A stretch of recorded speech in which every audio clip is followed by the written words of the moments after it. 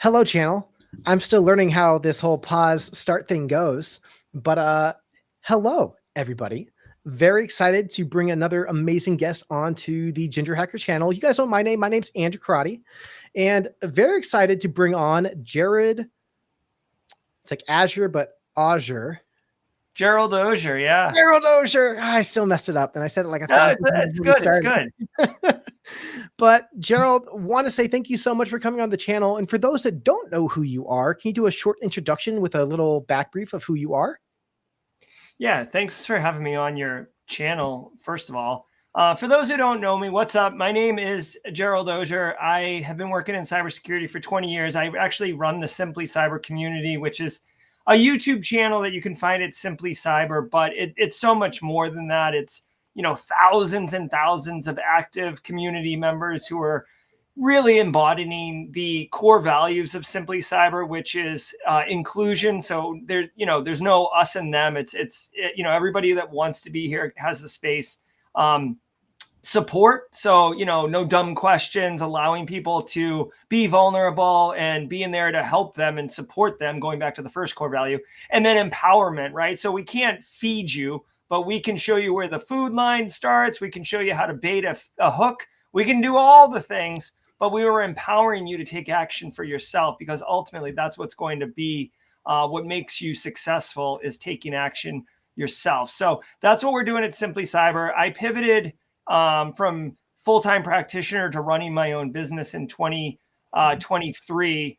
And, honestly, I was like side hustling since 2016 with a consulting business, and then really went all in just because I love service, Andrew, and I love cybersecurity. And when I can combine those two things, it's just every day is an absolute treat. No, and if those that don't know what Simply Cyber Academy is, or the Simply Cyber Discord, first off, I'll be getting dropped inside the comments and the link after the live stream, or maybe during if I can multitask. But as I mentioned, we're still in restream learning mode. So Gerald might even be giving me some tips and tricks toward the end of it. Super excited, but let's go ahead and hit you with the first question that I asked to everyone that I bring on the channel is cybersecurity. So when we're back in kindergarten, our teachers ask us, hey, what do you want to be when you grow up? We say lawyers, doctors, veterinarians, astronauts, doctor, astronaut, veterinarians. But obviously you chose cybersecurity. What kind of got you in that direction? And was this the first choice for kind of your career where you see yourself today? When I was young, I was always interested in technology, not so much taking things apart, but I really just love how, there's just so much going on in a small space, and how it unlocks opportunity for you. So we level set. I'm 45. So, I was born in 79. So when I was coming up, like, internet didn't exist, basically. And my first computer was like a 46SX, like a Hewlett Packard. This is back in the day when it was like Gateway computers and Hewlett Packards. We had just gotten computers in school, like Apple IIe's, I think third grade. Like, you would learn how to use a mouse. Like, that was like a thing. And I always was like really, really taken and fascinated by tech. I was a huge video game player growing up as well, and it just really resonated with me. So when I went off to university, I went to UMass Amherst. I didn't really have a plan, but I knew I really liked technology, and computer science seemed like the obvious step. So I went that way. And honestly, again, no one in my family had gone to college. So I didn't have someone who was like, oh, this is what you should do. I was just kind of figuring it out. And to me, I thought it was supposed to just be a natural extension of high school. It was like high school plus. And I had, and this isn't to gloat or anything, but like I was very successful at high school without trying, right? So like all honors, AP, everything, physics, chemistry, all that. And I didn't really try too hard. I would just like get A's and then like go hang out or like, play video games or whatever. So when I went to college, I thought I was like, oh, this is just like more high school and I get a degree. Obviously that wasn't the case. There was a lot of like, harsh truths to learn while I was there. And ultimately I get a computer science degree. And through the 4 years plus that I went to UMass Amherst, it was kind of presented that like, you're supposed to become a software engineer. Like all of my computer science classes I took networking, operating systems, programming 1 through 4, databases, but everything kind of revolved around software development. Like, this is a database and this is how you use it as a back end of a web app. This is networking and this is how you write APIs and stuff like that. So I was like, oh, you're supposed to be a software engineer. So I went off and did that. And then I was a software engineer for a few years. I was working for the Marine Corps down in DC and working on code, and some auditors came in and audited me for FISMA compliance, which I'd never heard of. And I had built, I'm a bit of a type A perfectionist, also a bit of a control freak. And I had written my code, not just to the requirements of the Marine Corps, but also some extra bells and whistles that I thought was cool. And of course, like, what's a 23-year-old think is cool, but, and they come in and I like fail the audit. And I was like, bull crap. I was like super mad. I'm like, show me what you audited against, because I'm going to prove you wrong. You're full of crap. And they're like, oh, we did this. And I was like, oh, like, what is this? Like, what is this authorization? What is this access control? What is this, backups? What is, like, and I knew about these things, but I didn't realize how they fit into the bigger picture and all that. And obviously I wanted to get back to being on good graces. So I put those things in place. But once I found out about that, I was like, holy mackerel, like I found my passion, I guess, with cybersecurity. And because it's so deep and ever evolving and never changing, I was like over the moon. Like, I'm a huge learner, like lifelong learner. Hence, like, I got a PhD. It didn't like increase my salary. My wife didn't like see me as like even more handsome. Like, it's just like, I wanted it because I love learning and I love cybersecurity. So once I found out about it, I just went whole hog. And that's why I like live, breathe, talk, sleep, eat, work, cybersecurity all the time. No, and it's good because like I tell this, and this is one thing we're taught. So I'm still in the military, and we're taught as warrant officers that, hey, look, you're going to be subject matter experts, but on top of that, being able to preach and like really enjoy the work you're doing is we also need to find our replacements.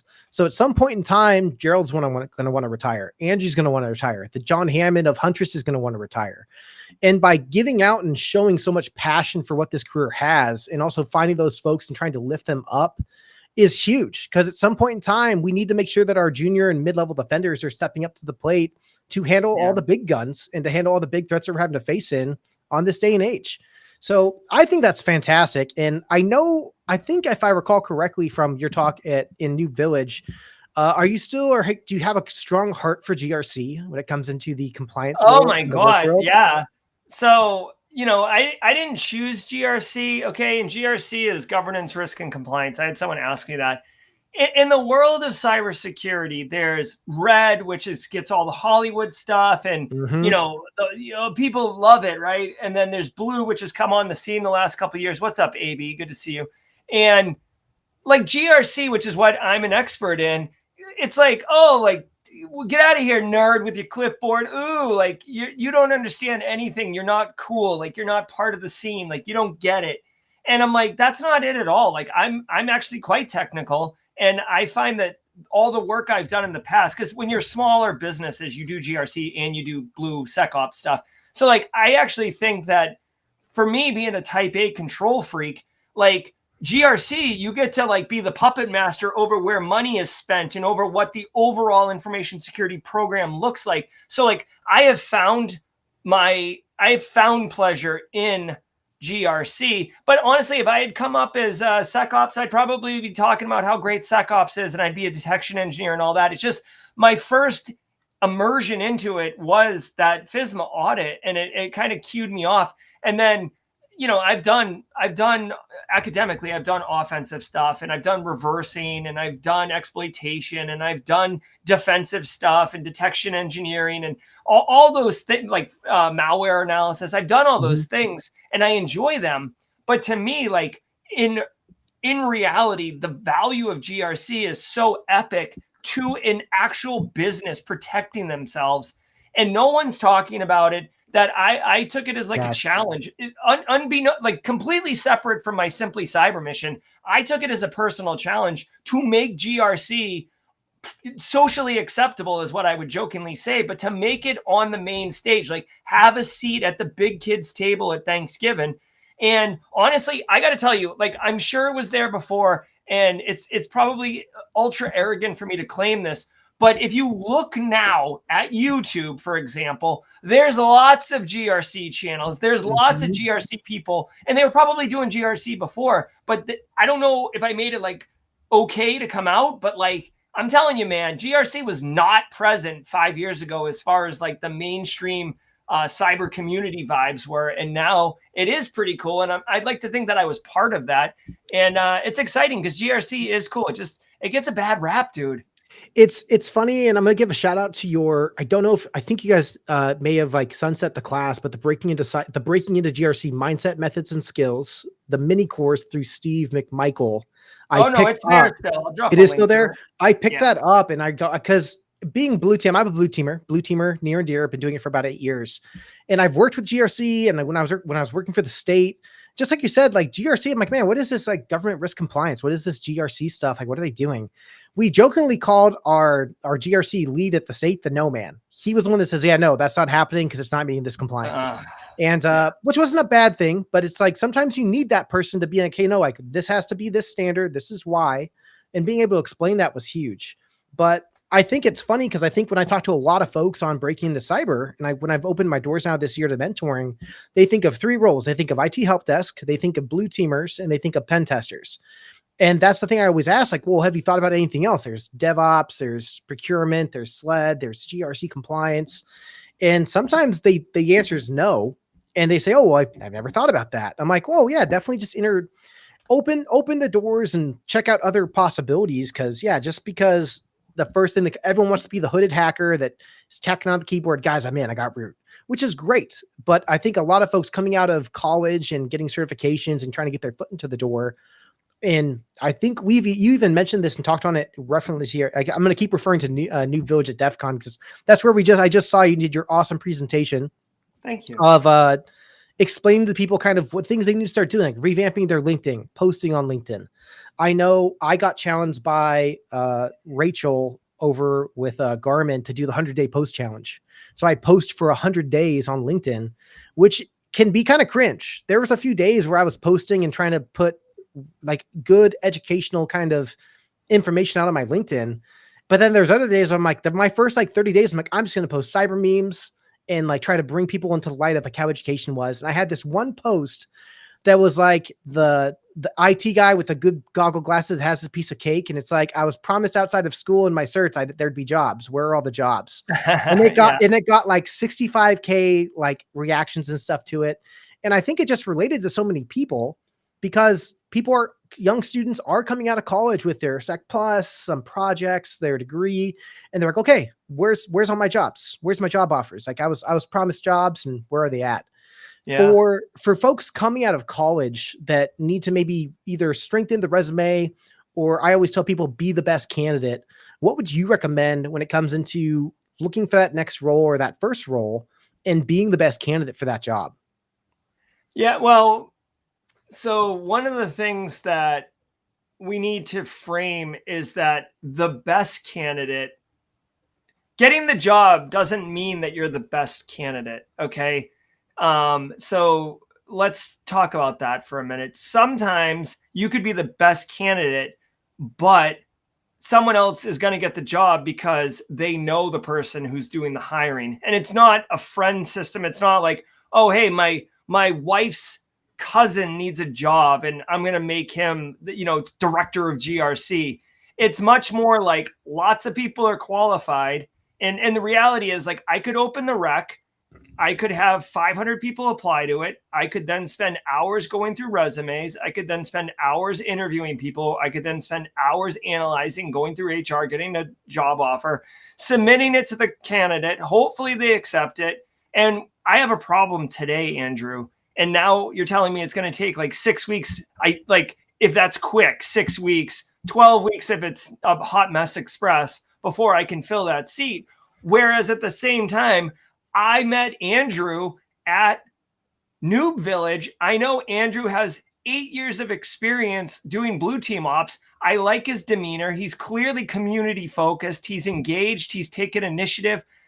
I got this job. I might just call Andrew and say, dude, are you interested? Yes or no? Because my two choices are spending a day making a call to Andrew and a couple other people, or it's 6 to 12 weeks going through the normal workflows.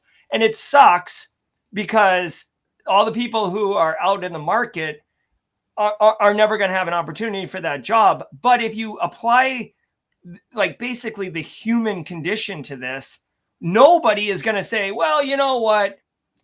I know I could get a qualified candidate in one day, but you know what I'm going to do? I'm going to take the long road because it's better for people I've never met, right? I have no investment in 500 random people. You know what I mean? So there's no incentive for me to take the hard way. And you know what I mean? So, okay. So now that we've framed that as far as you being the best candidate, meaning it could be more than just meritocracy. This is why my talk at DEF CON was focused on how to create content to establish personal brand. And it took me a while to like get around this, right? So let me just tell a quick story, okay? For your audience. Please. No, please. Listen, I have a PhD. I have 2 master's degrees. I have 20 years of experience. Before I started Simply Cyber, I applied to jobs. I didn't get callbacks. I applied to jobs. I didn't get the offer, right? So like, even with what I would like to say, the far right of the spectrum, right? Like I've got every cert, I've got every degree, I've got all the experience, and I'm still not getting jobs sometimes. I start Simply Cyber, build a personal brand. People know me, right? And this isn't like I'm Vince McMahon walking out of the back. You know, it's just people know my face because I'm all up in the media all the time.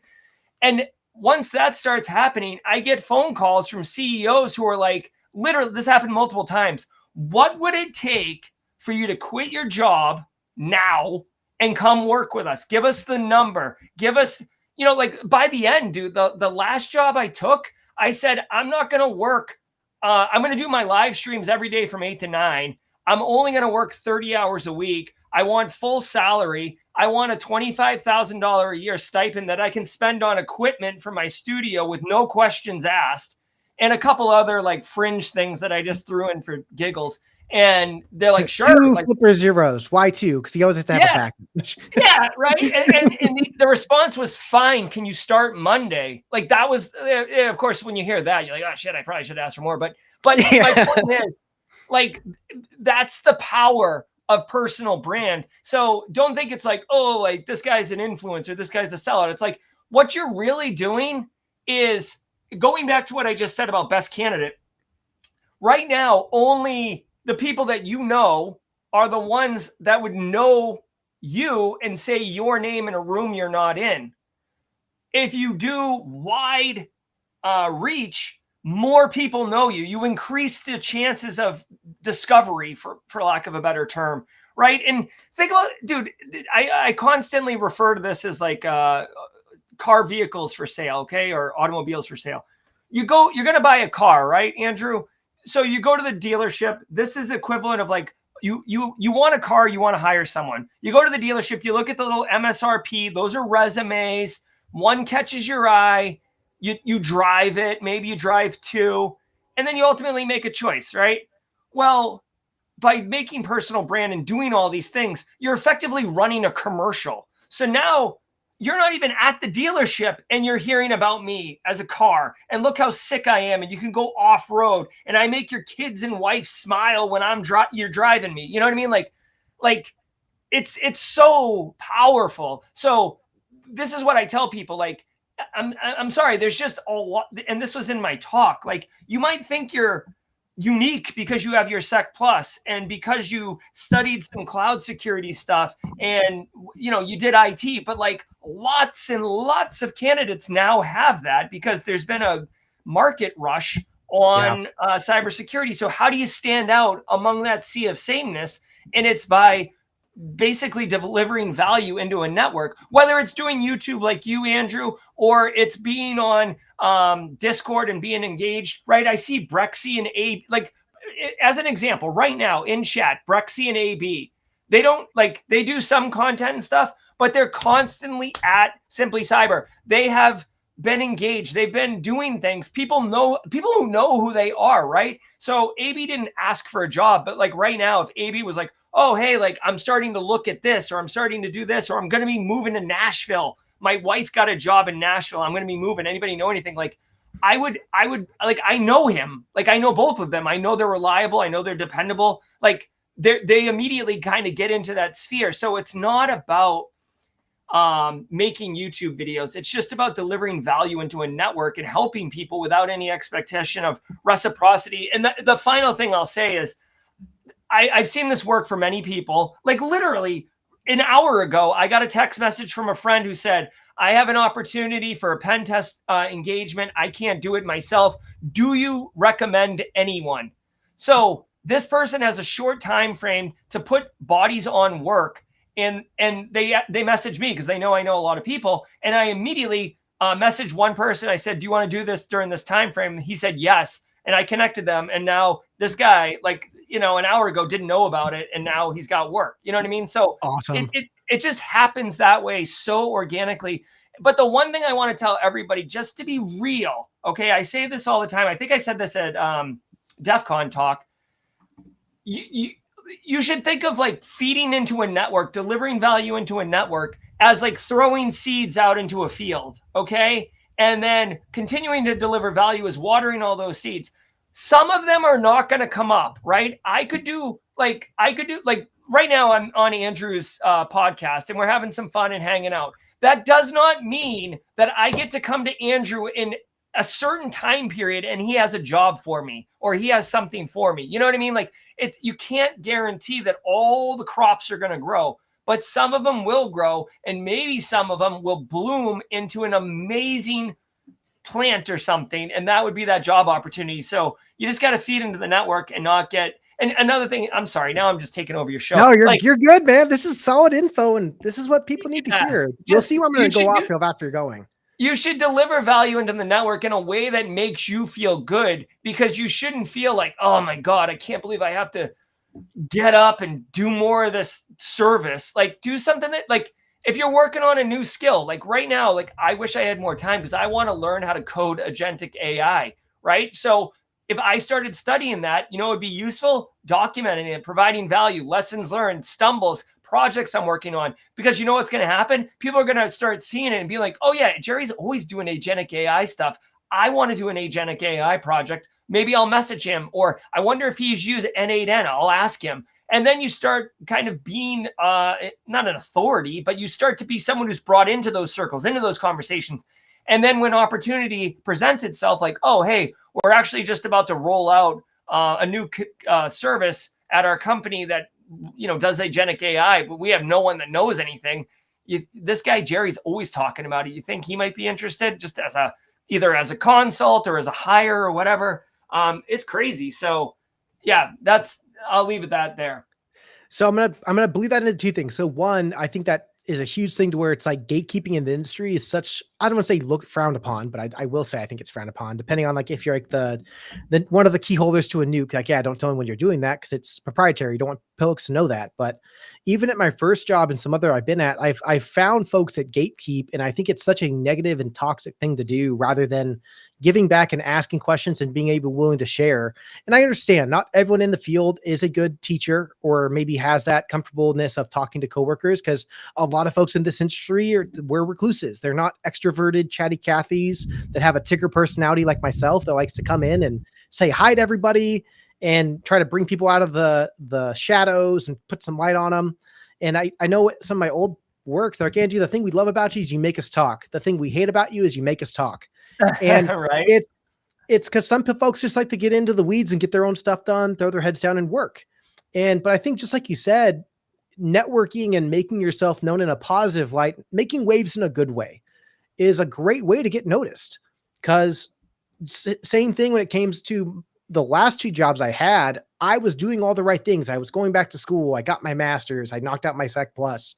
I was transitioning from law enforcement.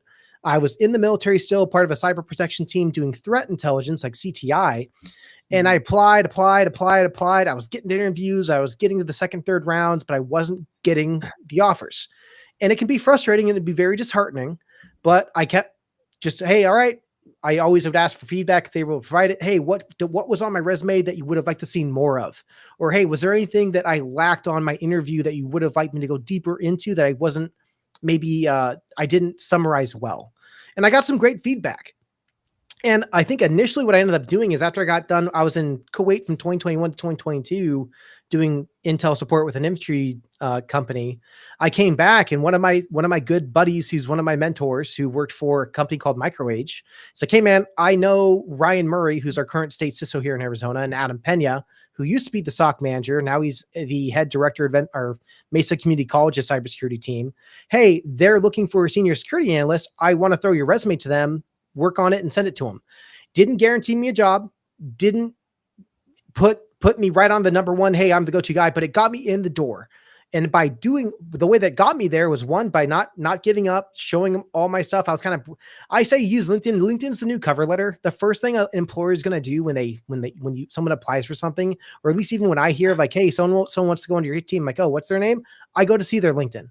Are they active? Are they in any communities? Are they learning? What's the last thing they learned? What's the last cert they got? Are they learning something new every year?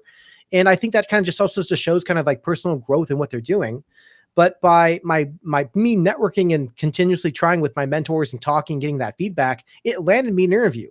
And then same thing that I like to tell people, like I can help folks try to get into interviews. Like I currently work for Leidos. I'm always happy to do referrals after I talk to somebody and kind of get a good feel for them if I think they'd be a good fit. That way I can kind of like, yeah, I'd be more than happy to get you a referral. I've done it with a few of my mentees as well, and it's landed them a job, which I'm super always excited to hear. When someone I mentor ends up landing a job in cyber, it's awesome. But I always let people know, hey, stipulation, fine print, this will not guarantee you a job. I might be able to get you up to the door or get to a seat at the table, but you need to continue that conversation to show and be the best hire for this role. Because just like you said, do I want to take 6 weeks on a new hire, paperwork, waiting on a clearance, getting them an interim, or do we have this internal candidate that we can kind of work with, and we know them, they're already cleared, they're already here in the space? Yeah, 100%. I mean, it's just human nature, you know? So another question I have for you, I think I'll probably grab you for 5 more minutes and we'll wrap it up. Education, certifications, experience. Mm-hmm. Do you feel that there's one that sits better than the rest? And if so, why? Yeah, 100%. Experience sits, hands down, far and away above the other two. And this is a guy who has 4 degrees saying that, right? So cybersecurity feels very much like a vocation at this point.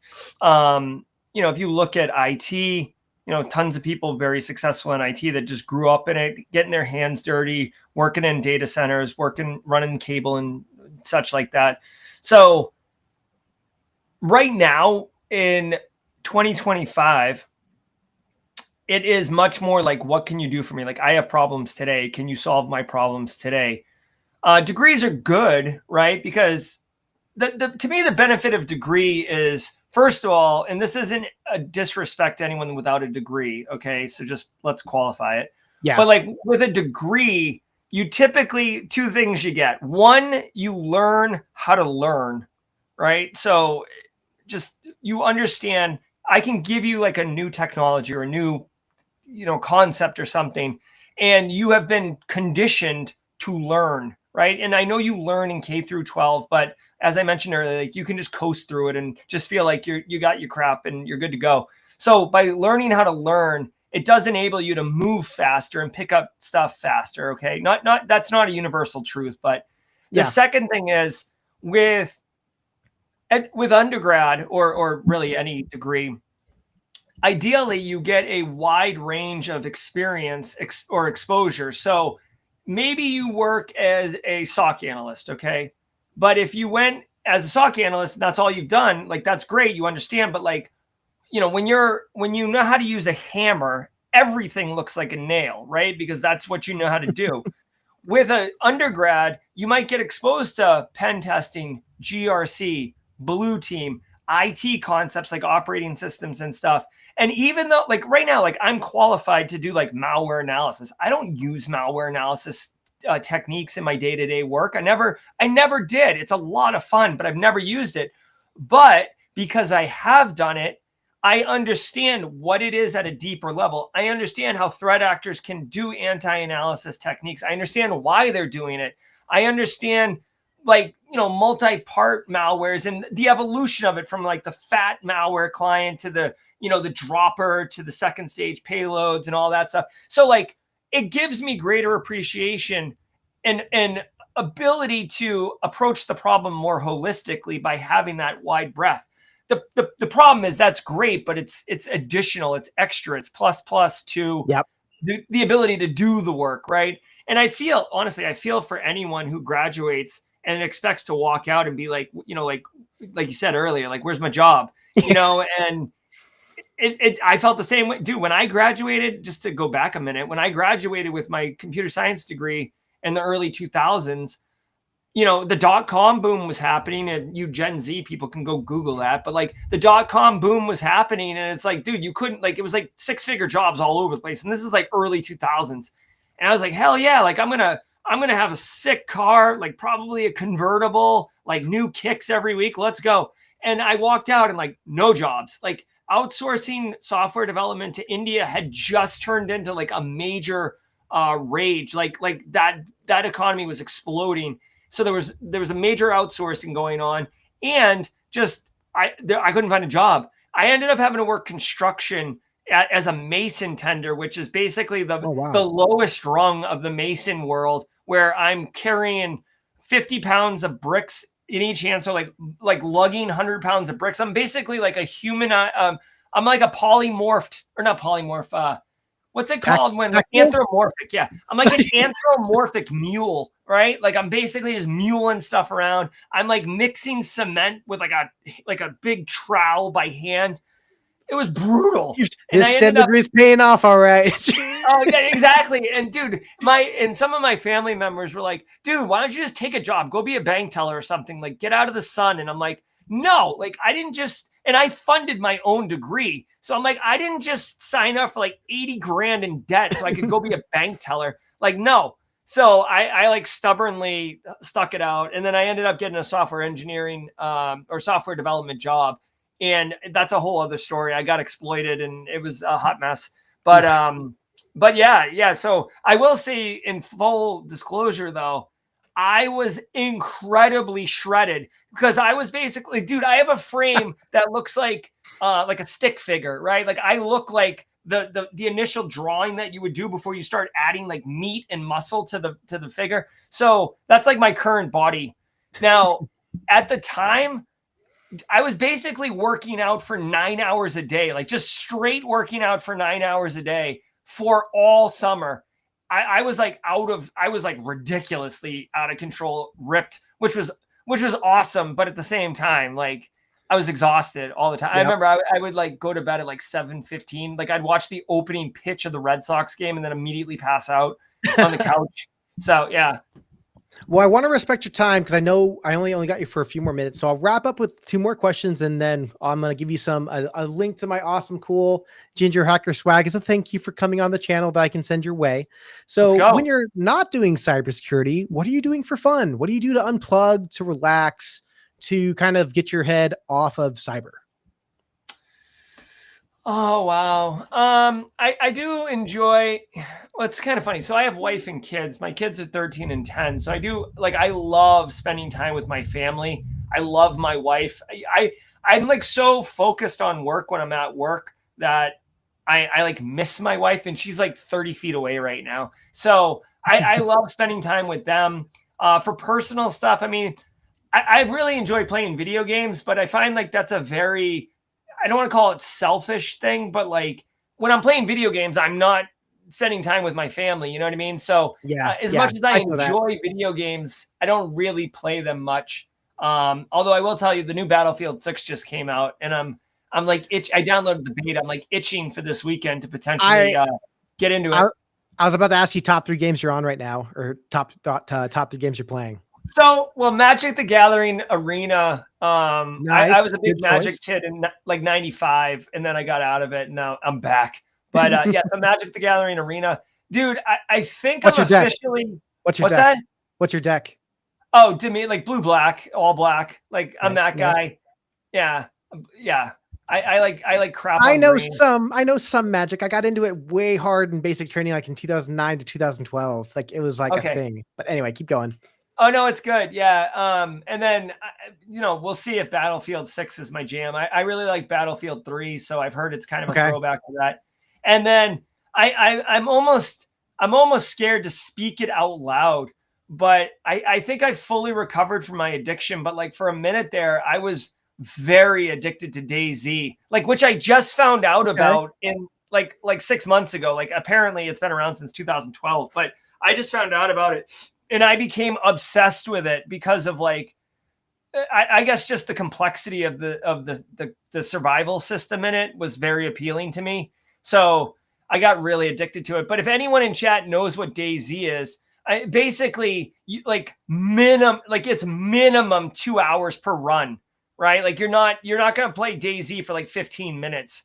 So it was a bit of a time sink, and it's addictive, man. That's why I don't do CFP or CF not CFPs, freaking CTFs. I don't do CTFs because I get addicted to them, and I just dude. Last CTF I did, I accidentally started it. I didn't realize I was starting a CTF. It was that Black Hills anti-siphon prompt magazine, like last year, the one with the 3D glasses. I thought it was just a 3D glass thing. I was like, oh, I'll just throw on these glasses and look through the book. And then I realized it was like step 1 of like a 30-step. And so like I started that at like 6 a.m. before my family got up. And then by like 2:30, I was still in my pajamas. I hadn't brushed my teeth. My kids missed soccer practice because I was supposed to take them.